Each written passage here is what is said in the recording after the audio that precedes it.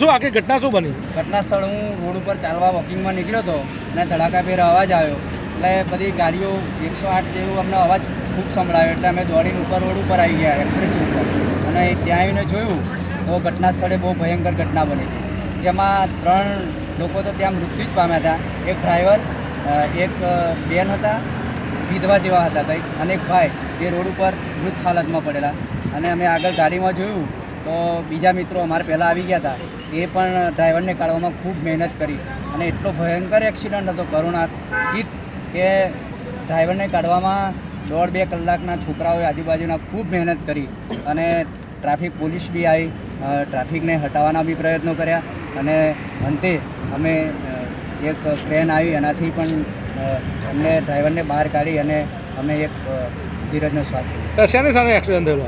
Accident તો અમને ખબર નથી પણ પછી ગાડીને આગળ આવીને અમે થોડું જોયું તો આગળ એક ટ્રક આડો થયેલો હતો અને એક ત્યાં ગાડી જીજો 5 નંબરની ગાડી હતી. એટલે આ જે મૃતક છે એ બધા કઈના જેવું જાણવા મળ્યું? નહીં સાહેબ, કોઈ જાણવા નથી મળ્યું કે કોઈ આઈડી પ્રૂફ અમારા હાથમાં આવ્યું. ટૂંકમાં 3 જણના મોત થયા હતા. 3 જણાને એક કંઈક 15 વર્ષની દીકરી હતી અને એક ભાઈ બીજા એક એમનો પગ ભાગી ગયો છે એવું જાણવા મળ્યું છે અને એ હોસ્પિટલમાં લઈ જવાના. ઓકે.